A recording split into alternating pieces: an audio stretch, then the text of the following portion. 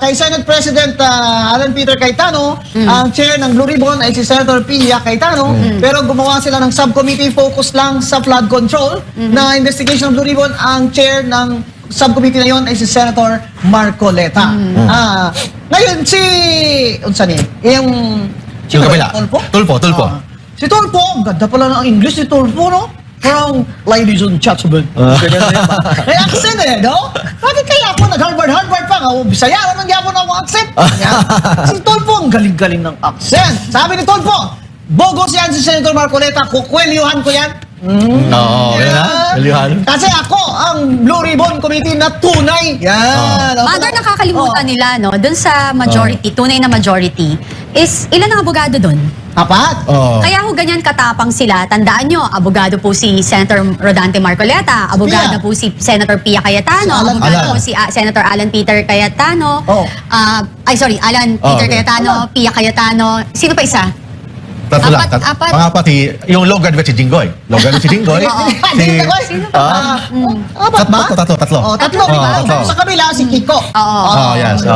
Kaya matapang ho yung mga yan kasi alam nila at nag-practice ho ng law yan. Tama. Diba? May hirap nagkalabanin si Marcoleta na tumanda na sa practice. Parang kang, yung tingnan mo. Ako, idol. Huwag ka naman siya, i-consumi yung tatay ko dyan. He's holding his peace, you know? He's a prayerful man, he's holding his peace. Tapos kukwelyuhan nyo? Pupunta ako dyan, kung kinwelyuhan mo, Anong basis ni Tulfo na sabihin na bogus siya si Marcoleta? Yes. Anong legal basis ni... Anong legal basis niya? Dahil siya mismo, inaamin ni Senator Tulfo na ang presidente ng Senado ay si Alan Peter pa rin. Tama. Ano ba talaga, So, kuya? let's go back to basic. Sige, Section 2, Article Rule 2. Yes. The officers of the Senate shall be elected by the majority vote of all its members. Ang tanong, si Senate President, yung si Tulfo, Blue Ribbon Committee, nakuha ba niya ang 13 votes? Nakuha ba niya? Yun lang, kung hindi, ibig sabihin, si Pia Cayetano pa rin ang Blue Ribbon Committee Chairman at saka si Dante Marcoleta, siya pa rin yung Subcommittee Chairman of the Blue Ribbon Committee. Mother, may tinatanong ka kanina. Sabi mo, may nag-preside ba? No? Graduate pala si Amy Marcos. Yes. Amy. Yung yan, ha? Mother, balik ako. Kanina we were talking kasi sabi niya, may nag-preside ba nung time na nag-o-oath sila or something? Hindi yung nag-election sila ba? Alam ko si Gatchalian ang Sino nag-preside. nag-preside? hindi nga siya pro tempore Yun Hindi nga rin siya majority leader. Senador lang siya. Senador Yes, lang kasi siya. nasa rules din ng Senate, sa rule number 3, ang Senate President ang tigsisilbing Chief Executive o pinakaboss ng Senado. Ang mga pangunahing trabaho niya ay mag-preside o manguna sa mga araw-araw na sesyon. Pumirma sa mga batas, resolution, mga legal na order tulad ng subpoena o warrant of arrest na inilalabas ng Senado. Magpanatili ng kaayusan pag may nagkakagulo.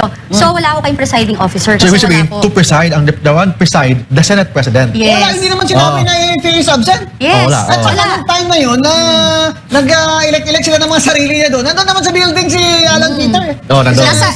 Nasa rule number 4 din po yan, Mother. Hindi nakalagay. pwedeng magtigil ang paggawa ng batas dahil lang walang leader. May malinaw na line of succession o pasahan ng trabaho para lagi may magpatakbo ng Senado, which is, kung may absent, may sakit, nag-resign, natanggalo ng matay ang Senate President, ang President pro tempore. Who is Lauren Legarda? Yes, exactly. Meron ba tayo dyan? May clip ba tayo ni Senator Lauren dyan? Si Lauren Legarda, siya yung Senate Pro Tempore. Hindi kasi nagsabi nila, iba daw yung Pro Tempore. Yeah. Di ba nag-attend si Senator Lauren ng Blue Ribbon? Sabi niya, Mr. Chair, nakikita niyo naman ako, no? Hindi naman ako AI. The bottom line, Mother, wala silang quorum. Void block. So usurpation yung ginagawa nila. Yes. Wala sa authority to conduct a hearing. Abuse. So pag-abuso pa sa authority discretion po nila. So ibig sabihin, yung mga ginagawa nila, void ab initio. Yes, correct. Kaya ngayon, dalawa. Isa lang ang Senate President. Di ba? Tanggap nila yan eh. Tama. Pero acting President naman, si Gatchalian. Ang sabi nga ng isang komentarista ba, ay pwede pala mag-acting jowa. Temporary. Acting jowa. Acting pala. Di pwede pala mag-acting jowa. Ganon, no? So, Senate President, acting President. Yan. Ganun yan. Pro tempore Legarda, ang acting President nila ay pro tempore din nila. Si Gatchalian is Gatchalian. wearing two hats. Ganun yan. So, I think Senator Gatchalian is in a serious fix here because he has to answer for this in the future, you know? Yes. You know, Senator, this is not going to pass. Yes. Siya ang You basis are nila. going to be accountable for your actions now, ha? And everything is recorded. Oh, and Yun ang- everything is already of record. Kasi palagi lang basis, 22 lang daw ang senador ngayon. Oo. Yung palagi lang sinasabi, 22 lang, that's why 12 is the new quorum right now. Pero ngayon, parang willing na siya mag-meet with statesmanship ni Senate President Cayetano na is willing to meet with Senator Gatchalian. Kasi nga, ang problema, sino ang pipirma ng mga sweldo? No, ganun yan. Diba? Oo. Ganyan. Sabi naman ni SP Cayetano, willing naman ako na mag-post, dalawa kami magpirmahan. Oo. Para lang hindi maabala yung mga sweldo at kung ano-ano. Alam nyo, mahirap correct. naman po yan na yung mga medical dyan ng mga empleyado. Sweldo. Yan. Sweldo, medical, rata. Yung mga utilities dyan, baka maputulan sila ng kuryente. Alam mo, dito toilet paper. Gusto kayo dyan ng toilet paper. dito mo makikita, Mother, kung sino talaga yung leader or talagang nararapat Nang umupo mabait, dyan no? sa Senado. Nang no, mabait, no? May puso, no? Kasi magtataka ka rin, bakit ayaw nilang i-let go? At ang balita ko kahit daw si Senator Tito Soto ay hindi pa umalis simula nung naupo Saan umalis? sa opisina ng Senate President. Siya pa rin doon? Yun ang nabalitaan ko like last week. So hindi sila lumipat ng office. Hindi siya lumilipat. Pero tinatanggap naman nila na si Alan Peter Cayetano is still the Senate President until another is elected Basta may to replace him. Basta yung may 13 dyan na boto, si Alan Cayetano lang. Yeah. Kasi na-elect siya nung panahon na nandun si Bato Bato. de la Rosa, nandun pa si Sabi Jinggoy. nga ni si SP Cayetano na kung meron na kayong pang 13, I'll be more than happy to step down. Mother, anong masasabi nyo? Kasi sa totoo lang, nagkagulo po talaga lalo dahil naglabas din ng IBP ng kanilang statement na lalong nagpagulo sa... Sinong sa IBP yan? Actually, IBP communication, na ako eh. parang communication office daw. IBP board? Ano ba yan? something. Board of Governors Ikaw, yata. anong member ka ng ano? Butuan pa ako. Butuan. Mga Bisaya kami. So bilang mga abogado, anong opinion nyo dito? Yung opinion, yung sinasabi. Anong statement nila, Mark? Basahin po natin. Basahin mo. Sige. Miss Cathy. Hindi ko mabasa Oo, eh. sige. Pero ang sinasabi nila, sige. na ang ruling down ng Nag-base sa Abilino. Oo, ay, okay. yun daw ang basihan. So palagi Pero may na-miss sila dyan, Mother eh. May nilagpasan sila dyan eh. Ano yun? Yung ruling na yan. Kasi sinabi lang nila dyan, hindi na sinama yung all.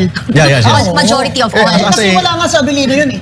As a lawyer, I have to respect yung opinion nila, but of course, hindi ko sang-ayon sa sinasabi nila. Kasi very clear po yan, ang sinasabi nila based lang sa Abilino versus Cuenco, na nakalagay po doon, wala sa Pilipinas yung isang senador. Yes. Hindi applicable sa Pilipinas. First, number one, ang Abilino Doctrine is 1935 Constitution, 1987 na po tayo ngayon. Marami nang nabago. Pero nabago na. Politika din yun eh. Politika din yun, di ba? Yeah. Kaya nila pinalitan, yung Senate President, kasi i-accuse na siya eh. Ni Abilino ng graft and corruption. Tama yan. Yun na nga, sinasabi natin na, babalikan natin, yung nag-roll call sila, 24 ang tinawag nila. Sa 1987 Constitution po, 24 pa rin ang majority na dapat mag-decide or bumoto. Diba? Kaya nakalagay all. Of all. Lahat ng 24 na yan, nandito sa Pilipinas. So, Yes. hindi na pwede i-question yan. Hindi applicable yung Alam Abilino mo, versus Attorney Mark, may isa pang chapter that does not agree with this IBP board statement eh. Yung IBP chapter ni Attorney Regal Oliva sa Cebu. Cebu. Yes, oo, Kaya- meron din yun. So hindi lahat ng abogado, yun ang Sumasang-ayon. opinion. But maybe the officers of IBP National, yun ang opinion, but hindi lahat ng abogado, hindi lahat ng mga chapters sa mga iba-ibang mga probinsya, yun ang opinion. May picture pala yung IBP president na yan na close sila ni Congressman Adyong. Taga Mindanao din pala yung IBP president na yan. Tapos close sila ni kaya naging suspect tuloy itong kaya mahirap itong IBP board na maggawa sila ng statement na hindi nila kinukonsulta yung mga chapters nila. Tama. Tingnan nyo, pwede ba yan na patahimikin nyo lang si Attorney Regal Oliva ng IBP Cebu? Siyempre, she will make her own statement after consulting her officers also. So, ang IBP po ay composed of several chapters Tama yan. nationwide. Ito po ang board, ini-elect po sila in a national board. Pero they're not elected like, they're senators, gano'n. Hindi po. Tsaka Mother, yung Abilino versus Cuenca na yon. Cuenco. Nilagay nila doon yung sinabi na beyond jurisdiction. Kasi yes. sa Amerika. Nasa Amerika. At eto nga Yung yung, isa. bakit deceiving ang nilabas ng IBP? Ginamit din po nila yung word na yun. But, kahit po nagtatago pa ng sinasabi nila si Senator Bato at nakakulong po si Senator Jinggoy Estrada, nandito po sila sa Pilipinas. Kaya very deceiving yung sinabi.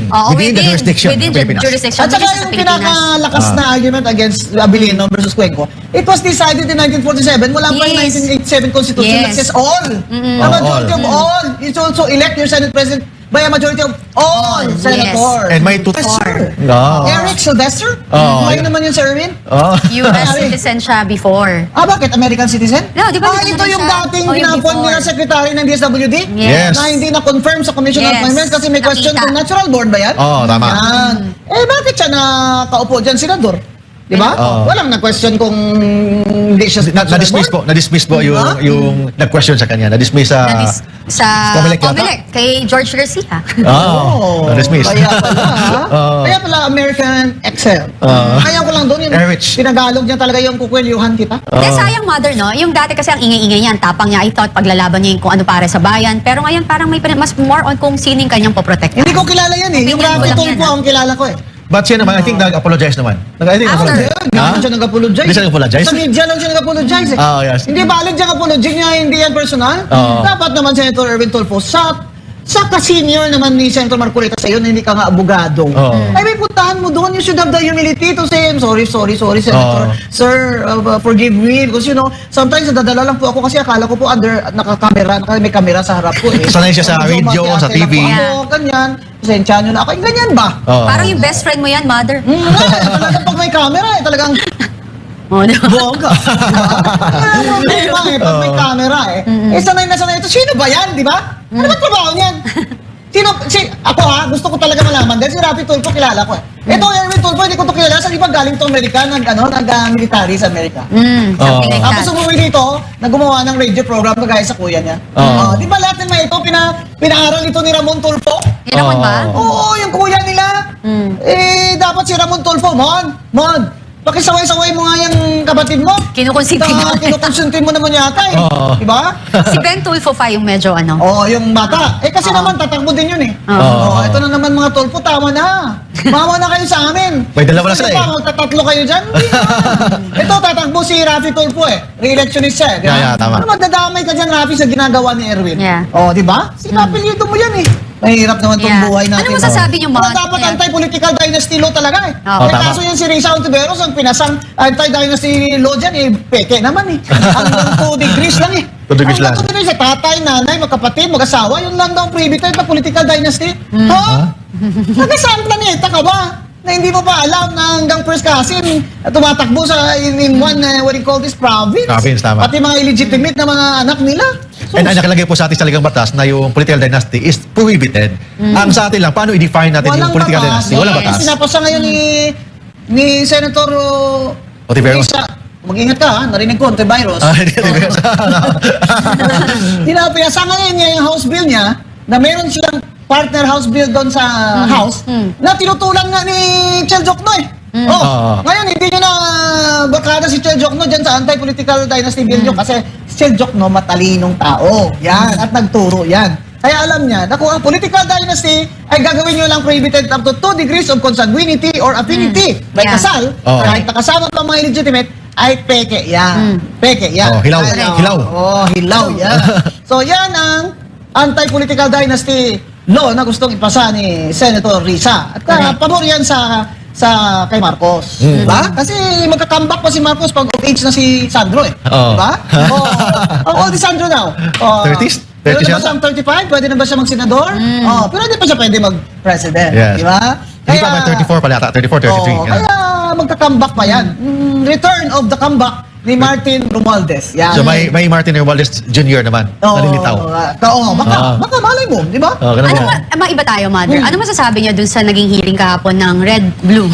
Ang taon siya. Red Blue. Red Blue Ribbon Committee. Sino yung Red Ribbon Red Committee. Ribbon Committee na tinatawag Bakit yung nila. Red Ribbon? Kasi ako, ang nakita ko, umpisa pa lang, talaga they're trying to, to malign and character Hindi, gusto assassinate. nila, hindi talaga mapatuloy ang 18 Marines na mag-testify, no? Yes. Yung bakit binablock, di ba nung Oo. una, binablock pa ng isang cabinet member, si Senator Robin Padilla, nung pagpasok yung mga 18 senators.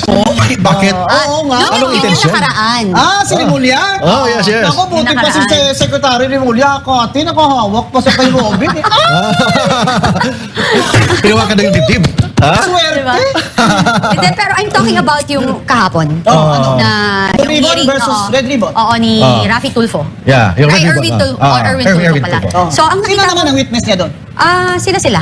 Tapos Kasi yung ano, Ayan, si si Kuan, Matibag, Matibag. tapos may ombudsman. Ako kasi nakita ko agad sa umpisa pa lang, talagang tinatry nilang i-malign. Oh, di ba lagi ka sa Senate? Oo. Mayor po So, si Tulfo mag-preside sa Blue Ribbon Committee kasi kasama siya Oo, sa na-drag yung challenge pangalan niya. sa, Oo, sa ano Maleta. sabi nung 18 Marines doon? Kasama siya nakatanggap daw. nakatanggap siya. Tapos siya mag-imbestiga sa kanyang sarili. Parang dapat mag-resign siya kung legitimate yung Saka nandyan ba yung Kati sa affidavit?